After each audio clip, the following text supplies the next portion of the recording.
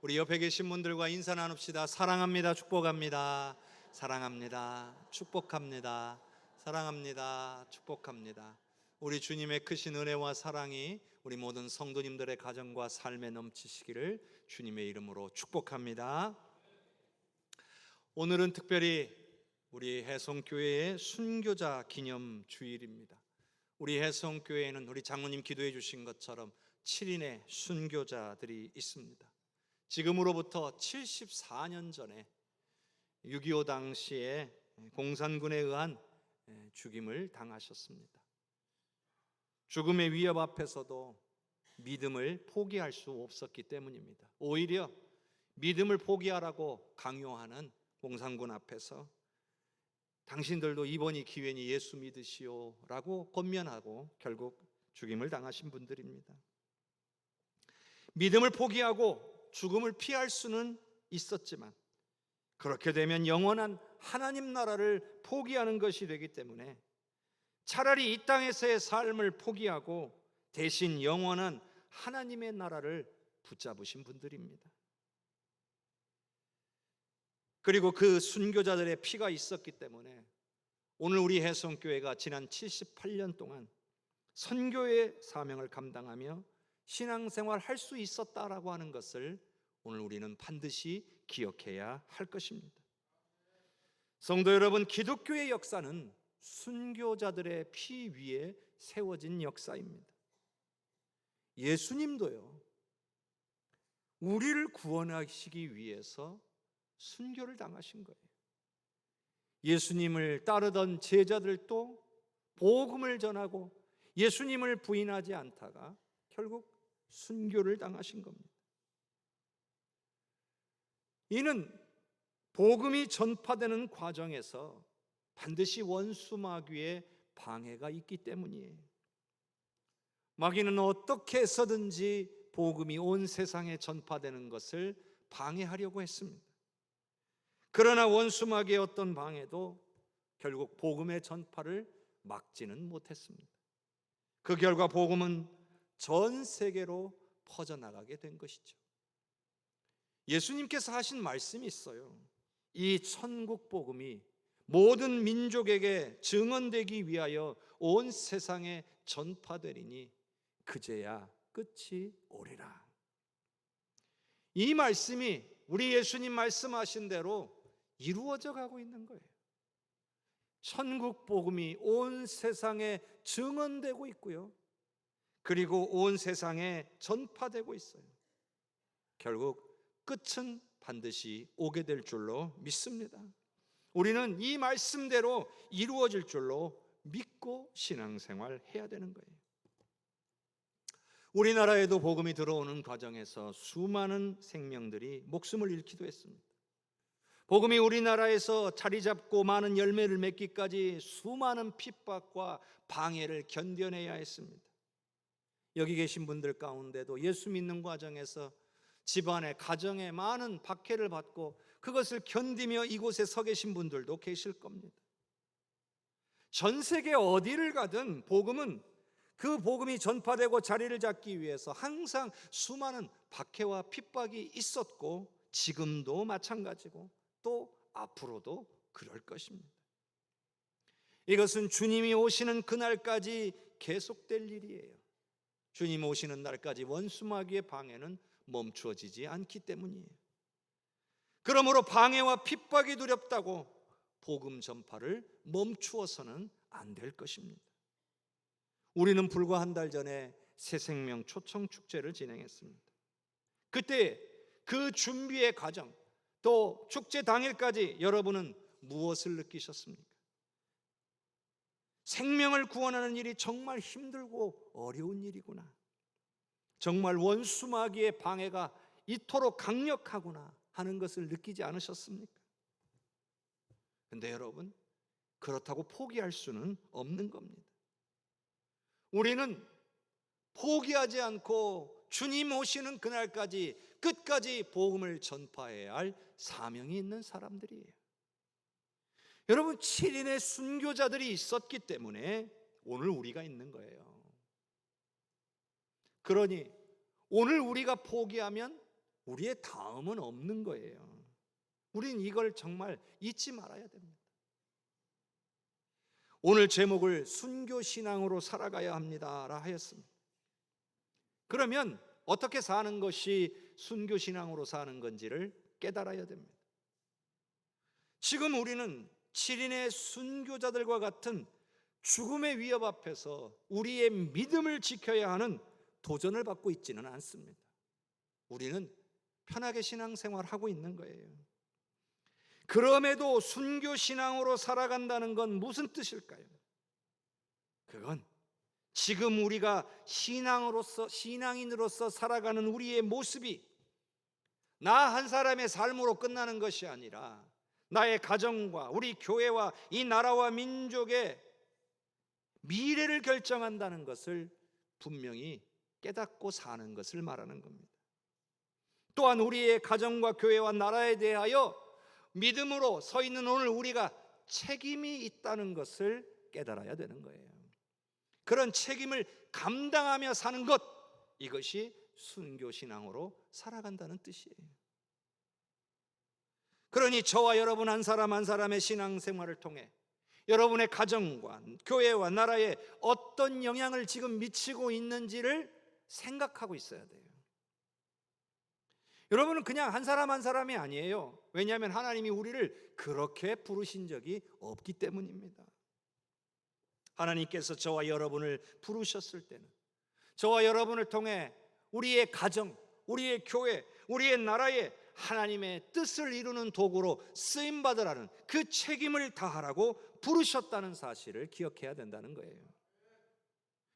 우리는 7인의 순교자들을 포함한 우리 해성교회의 믿음의 선배들의 희생과 섬김의 그 혜택을 누리고 있는 사람들이에요. 그분들이 아니었으면 오늘 우리가 이곳에서 예배할 수 없다는 얘기예요. 그들이 없었으면 우리도 없는 거예요. 그들이 복음을 전했기 때문에 오늘 우리가 이곳에 있을 수 있는 거예요. 그렇다면 우리는 이런 질문을 해야 돼요. 여기 있는 오늘 우리는 우리의 다음을 위해서, 우리의 후대를 위해서 무엇을 하고 계시냐는 거예요. 여러분 한 사람 한 사람이 스스로 이 질문을 자기에게 던져야 됩니다. 나는 나의 다음 세대를 위해서 무엇을 하고 있나? 나는 우리 해성교회의 미래를 위해서 무엇을 하고 있나? 질문을 던져야 됩니다. 왜냐하면 우리가 주님 앞에 서는 날, 주님께서도 우리에게 똑같은 질문을 하실 것이기 때문이에요. 너는 너의 가정과 자손들을 위해, 너의 섬기는 교회를 위해, 네가 속한 나라와 민족을 위해 무엇을 했느냐라고 주님이 물으실 겁니다. 그때 대답할 준비가 되어 있으시기를 바랍니다. 오늘은 우리는 이 질문에 답할 수 있어야 돼요. 그냥 여기서 예수 잘 믿다 주님 품에 가라고 우리를 불러주신 것이 아니라 천국을 소유한 자답게 하나님께서 우리에게 맡겨주신 일들을 잘 감당하고 다음 세대를 잘 세워놓고 주님 앞에 서야 할 줄로 믿습니다. 오늘 말씀은요, 많은 분들이 잘 알고 계신 말씀이에요. 다니엘의 세 친구가 믿음을 지키기 위해서 뜨거운 풀무불에 던져집니다. 그렇지만 기적적으로 하나님께서 살리시는 이야기예요. 저는 어릴 적부터 이 이야기를 정말 많이 듣고 자랐습니다. 그런데 지금도 이 말씀을 읽거나 듣거나 묵상할 때에 너무나 지금도 신기하고 참 놀라운 것 같습니다.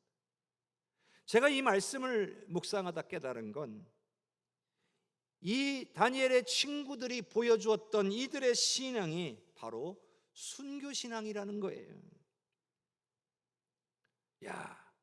이들은 그 시대에, 그 포로기에, 그 목숨이 위협받는 그 순간에도 자신들의 신앙을 지키기 위해 기꺼이 순교할 수 있는 준비가 되어 있었구나. 저들은 그 시대에 그들이 가지고 있는 순교신앙으로 살았구나. 그러면 오늘 우리는 이 시대에 어떤 순교신앙으로 살아야 되는가, 그런 생각에 도달하게 되었습니다. 다니엘과 세 친구들은 남유다가 망하는 과정에서 포로기가 3번이 있는데, 그 중에 첫 번째 1차 포로기 때에 바벨론에 볼모로 잡혀온 사람들이에요. 소년들이에요. 왕족이나 귀족들의 자녀로 추정이 돼요. 한마디로 볼모죠, 볼모. 그리고 이 볼모로 잡아온 소년들을 바벨론화하는 교육을 시키기 시작합니다.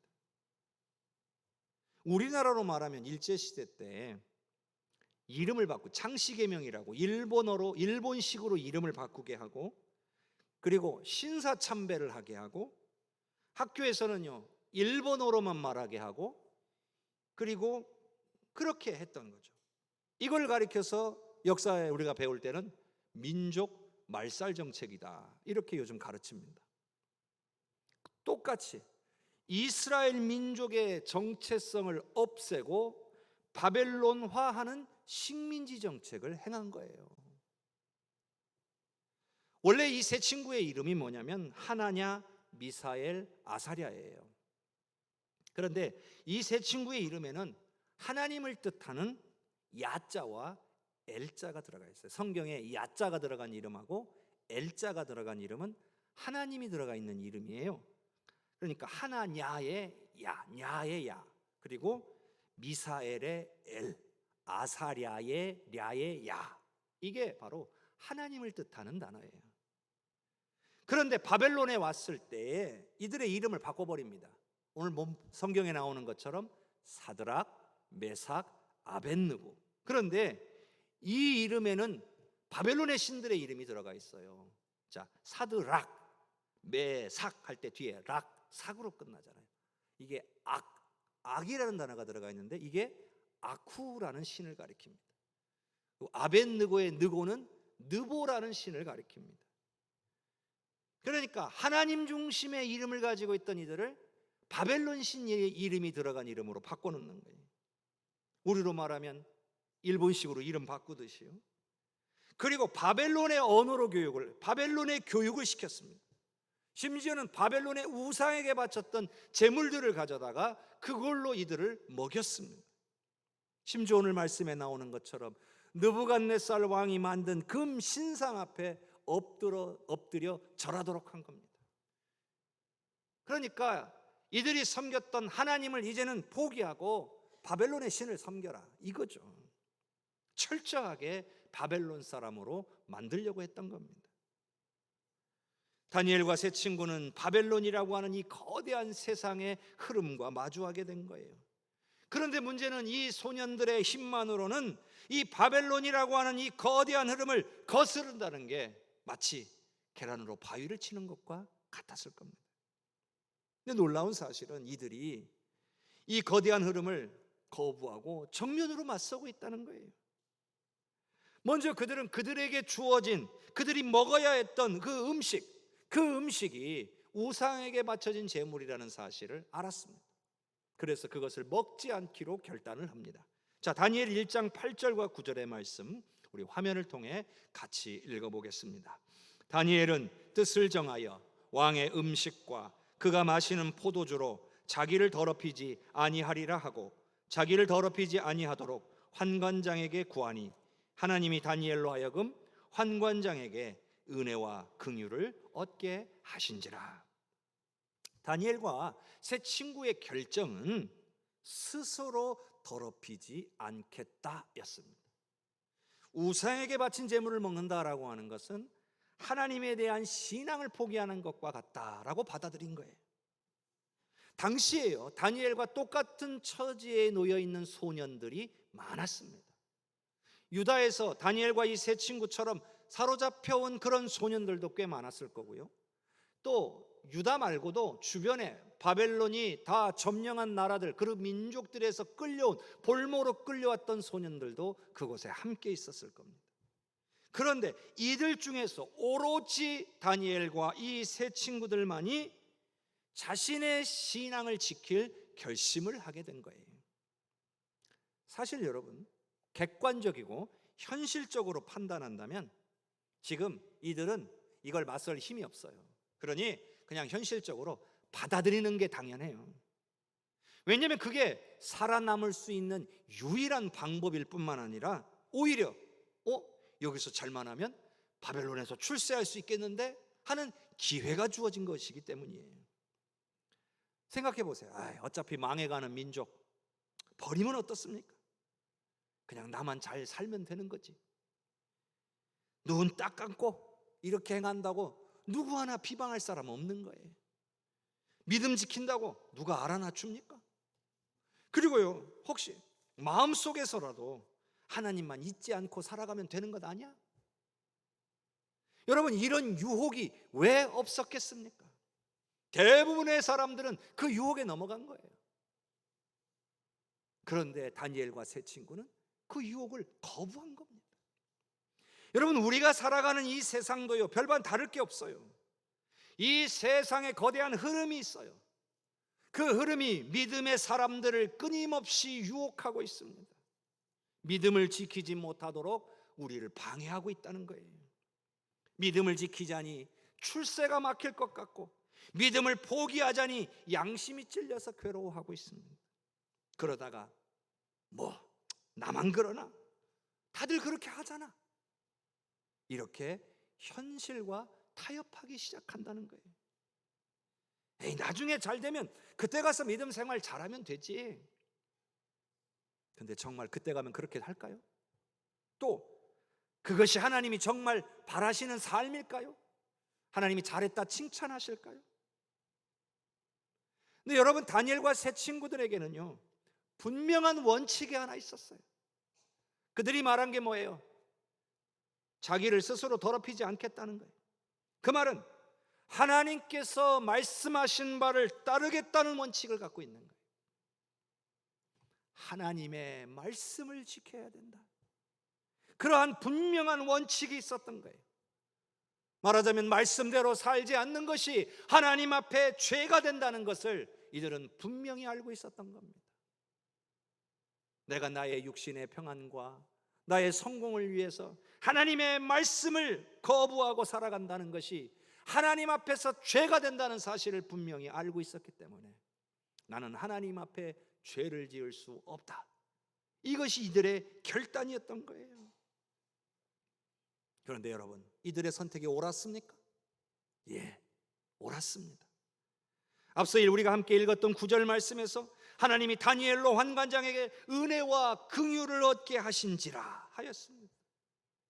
우상에게 바쳐진 제물로 음식을 먹지 않겠다는 이 다니엘과 세 친구의 뜻을 환관장이 받아들여줬다는 거예요. 그런가 보다, 이렇게 생각할 수 없는 겁니다. 이건 말도 안 되는 일이에요. 어린 소년, 그것도 포로로 끌려온 어린 소년들과 환관장이 타협을 한다? 협상을 한다? 이건 애시당초 말이 안 되는 이야기예요.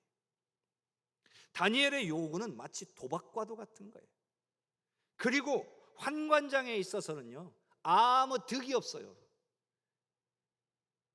아무런 환관장에게 유익이 되는 게 없어요. 그러니 환관장의 권세를 가지고 이거 묵살해버리면 끝나는 일이에요. 그런데 그럼에도 환관장이 이 의견을 수용해줬다라고 하는 것은 기적이에요. 하나님께서 하신 일이라고밖에 설명할 수가 없는 일이에요. 하나님께서는 하나님의 말씀을 지켜야 된다라고 하는 분명한 그 원칙과 하나님을 향한 믿음을 가진 이 다니엘과 세 친구들의 결단과 그 행동을 보고 환관장의 마음을 바꿔주신 거예요.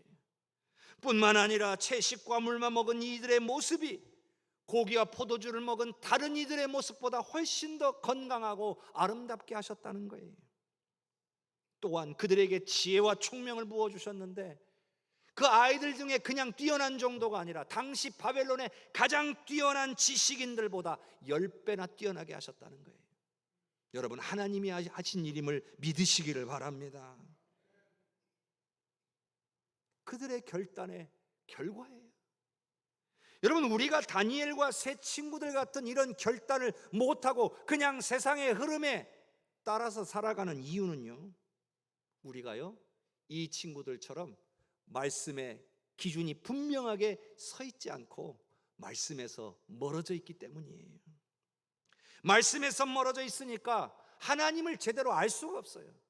하나님을 제대로 알지 못하니까 하나님을 제대로 믿지도 못해요. 믿기는 믿는데 의심이 많은 거예요. 그래서 세상의 흐름 앞에서 하나님을 믿고 따르는 선택을 하는 것이 아니라 남들처럼 세상의 흐름대로 살아가는 선택을 하고 마는 거예요. 또한 하나님을 향한 믿음을 가지고 세상의 흐름을 거슬러 본 그런 것을 결단하고 행동해 본 적이 없기 때문에 그냥 세상의 흐름을 따라 살아가는 게 익숙한 거예요. 하지만 다니엘과 세 친구는 그렇게 하지 않았어요. 하나님을 의지하고 말씀 위에 굳게 서서 하나님을 의지하고 따르기로 결단한 거죠. 그리고 이 경험은 이들에게 너무나 중요한 것이었어요. 왜냐하면 앞으로 수많은 환난과 어려움을 이겨낼 힘과 능력이 되는 경험이었기 때문이에요. 오늘 말씀에 나오는 것처럼 이들은 결국 뜨거운 풀무불 앞에 던져질 위기에 놓이게 됩니다. 금신상 앞에 절하지 않으면 산채로 던져져 죽임을 당하게 될 것을 알았습니다. 그런데도 불구하고 그들은 신상 앞에 절하기를 거부했습니다. 그들의 경험이 그들로 이와 같은 선택을 하게 만든 거예요. 환관장 앞에서 은혜를 입게 하시고 그들보다 뛰어나게 하시는 하나님을 경험하고 나니까 이제 죽음 앞에서도 두렵지 않게 된 겁니다. 다니엘 3장 14절과 15절의 말씀을 같이 읽어보겠습니다. 느부갓네살이 그들에게 물어 이르되 사드락 메삭 아벳느고야 너희가 내 신을 섬기지 아니하며 내가 세운 근신상에게 절하지 아니한다 하니 사실이냐? 이제라도 너희가 준비하였다가 나팔과 피리와 수금과 사면금과 양금과 생황과 및 모든 악기 소리를 들을 때 내가 만든 신상 앞에 엎드려 절하면 좋거니와 너희가 만일 절하지 아니하면 즉시 너희를 맹렬히 타는 풀무불 가운데 던져 넣을 것이니 능히 너희를 내 손에서 건져낼 신이 누구이겠느냐 하니. 사실요, 느부갓네살은 이 세 친구들을 매우 아꼈습니다. 그러니까 기회도 한 번 더 주는 거예요. 왕이 선포한 일이잖아요. 그러니 왕이 말한 대로 안 했으니까 죽이면 끝나는 거예요. 그런데도 기회를 한 번 주겠다는 거예요. 게다가 느부갓네살이 이런 말을 하잖아요. 능히 너희를 내 손에서 건져낼 신이 누구겠냐? 여러분, 이게 무슨 뜻일까요? 마치 이렇게 왕이 말하는 것 같아요. 야, 이게 세상의 흐름이야. 네가 거부한다고 거부할 수 있는 게 아니다. 그러니 타협해라. 타협하고 받아들여라. 네가 그렇게 한다고 누가 알아주겠느냐? 결국 너만 손해다. 하나님도 너를 도와주시지 못할 거다. 그게 바로 이 느부갓네살의 이야기예요. 마치 이렇게 이야기하는 것 같아요. 여러분 어때요? 이런 이야기 들어본 것 같지 않습니까? 언젠가 우리의 마음속에서 이런 속삭임이 들리지 않던가요? 여러분, 이것이 바로 원수 마귀의 유혹입니다.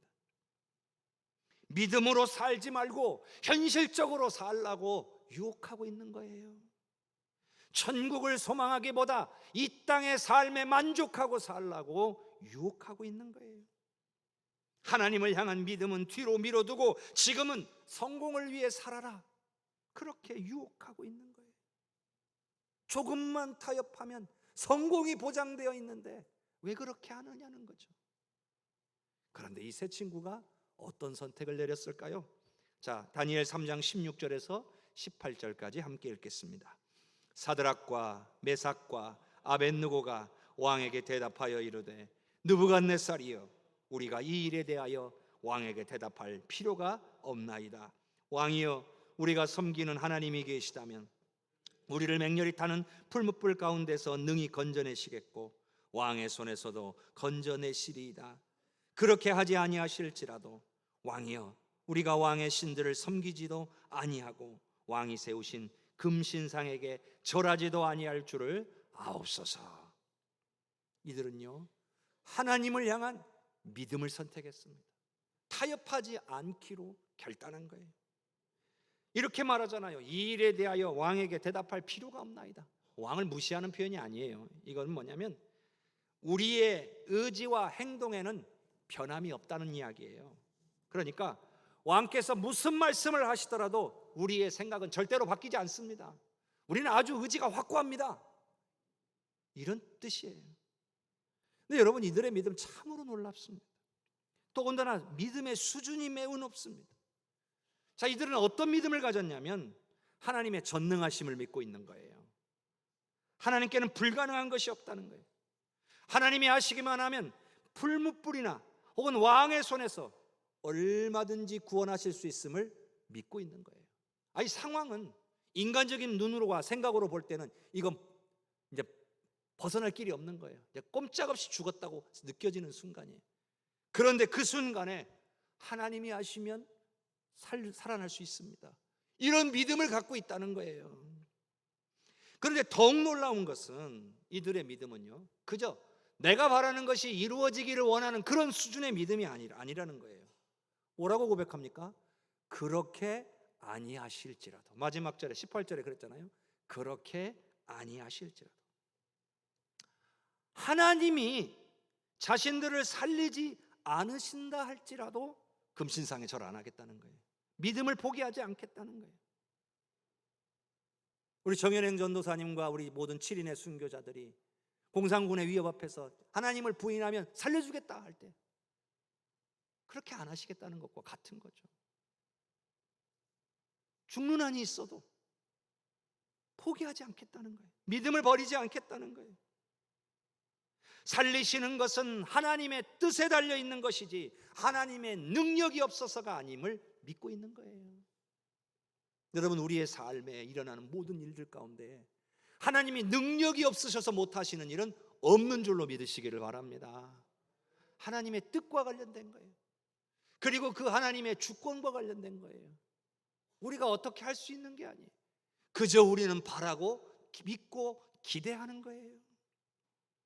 여러분, 이런 수준의 믿음이 있어야 하나님 말을 철저히 믿고 의지하면서 이 세상의 흐름을 거부할 수 있는 거예요. 순교자들을 살펴보면 모두가 이 같은 믿음을 가진 사람들이에요. 하나님과 하나님의 능력에 대한 의심이 없는 사람들이에요. 그리고 내가 바라는 것이 이루어지기를 바라는 것이 아니라 하나님의 뜻이 나를 통하여 이루어지기를 바라는 그런 믿음의 자세를 가지고 있었다는 거예요. 이런 사람들은 어떤 생각을 갖고 있을까요?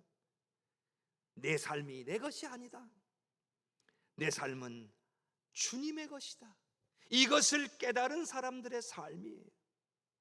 여러분, 우리는요, 예수님의 십자가의 은혜가 아니면 구원받을 수 없는 존재들이에요. 예수님의 십자가가 없었으면 하나님의 자녀가 될 기회를 얻지 못합니다. 천국 갈 수 없어요. 영생할 수 없어요.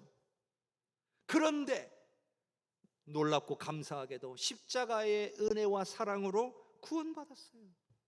하나님의 자녀가 됐어요. 천국 가게 되었어요. 영생하게 되었어요.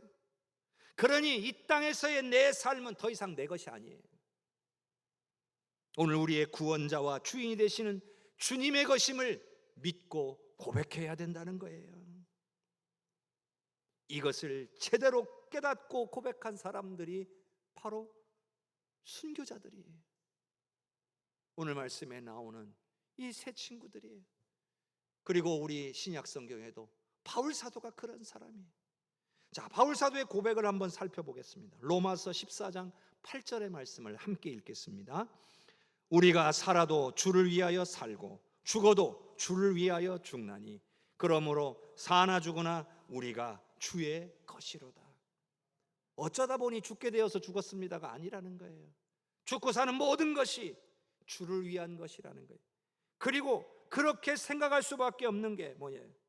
내 삶이 내 것이 아니라 주님의 것이기 때문이라는 거예요. 사나 죽으나 나는 주님의 것이니까 살아도 주를 위해 살고 죽어도 주를 위해 죽을 수 있다는 거예요. 사랑하는 성도 여러분, 구원받은 하나님의 자녀는 하나님의 것이에요. 사나 죽으나 하나님의 것이에요. 살아있을 때는 내 것이고 죽은 다음에 하나님의 것이 되는 게 아니에요. 오늘 저와 여러분이, 구원받은 저와 여러분은 다 주님의 것이 되었음을 믿으시기를 바랍니다. 우리는 천국을 소유한 사람들이에요. 그리고 이 땅에서의 삶은 그 천국을 향해 가는 순례의 길이에요. 우리의 믿음을 지키며 말씀대로 순종하며 하나님께서 주신 사명을 감당하며 그 길을 걸어가야 되는 그러한 사람들인 거예요. 그런데 문제는 그 길을 갈 때에 수많은 세상의 흐름이 우리를 방해할 거예요. 오늘 우리가 믿음을 지키지 못하고 적절히 타협하며 살도록 우리를 유혹할 겁니다. 말씀대로 순종하며 살지 못하고 죄 가운데로 나아가도록 우리를 유혹할 겁니다. 뿐만 아니라 사명을 잃어버리고 육신의 만족과 풍성함만을 위해 살아가도록 우리를 끊임없이 유혹할 것입니다. 우리는 그런 공격을 받고 있는 사람들이에요. 그런데 원수마귀가 이처럼 우리를 향한 공격을 멈추지 않고 있는데 우리가 이에 맞서지 않는다면 어떻게 되겠습니까? 늘 속아서 넘어지고 말 것입니다. 그냥 괜찮다고, 이 정도면 괜찮다고 속아서 살아가는 거예요. 그러니 우리는 원수마귀에게 적극적으로 맞서야 됩니다. 하나님을 향한 흔들리지 않는 믿음으로 굳게 서야 됩니다. 즉 말씀을 가까이 하고 말씀을 늘 묵상해서 말씀대로 순종하려는 삶을 살아야 합니다. 그래야 세상과 타협하지 않고 세상의 흐름을 거스르며 승리하며 살아갈 수 있는 것입니다. 여러분, 이것이 바로 순교 신앙입니다. 말씀대로 순종하며 살아가는 것이 바로 순교 신앙입니다. 예수님도 말씀대로 순종하셨습니다. 바울 사도도 말씀대로 순종하며 살았습니다. 다니엘과 세 친구 역시 말씀을 붙들고 순종하며 살았습니다.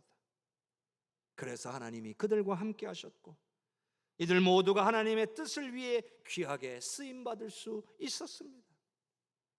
오늘 저와 여러분이 순교신앙으로 살아야 우리의 가정이 주 안에 굳게 서게 됩니다. 오늘 우리가 순교신앙으로 살아야 우리의 교회가 부흥하게 됩니다. 오늘 우리가 순교신앙으로 살아야 우리나라가 계속해서 하나님을 위해 선교하는 나라로 쓰임받을 수 있는 그런 은혜를 받게 되는 거예요. 여러분, 내가 중요합니다. 나 한 사람이 중요해요. 나는 순교신앙으로 살지 않으면서 다른 이가 순교신앙으로 살기를 기대해서는 안 된다는 거예요. 나는 쓰임받지 않으려고 하면서 남들이나 쓰임받기를 바라는 삶을 살아서 또한 안 된다는 거예요.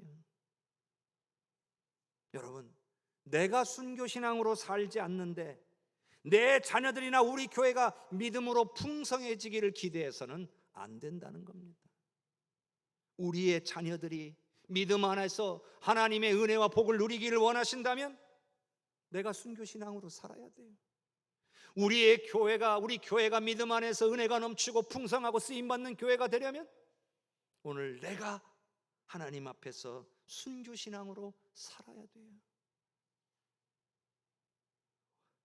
오늘 우리 이 시간 결단했으면 좋겠습니다. 하나님의 말씀을 가까이 하고 말씀대로 순종하며 살겠습니다.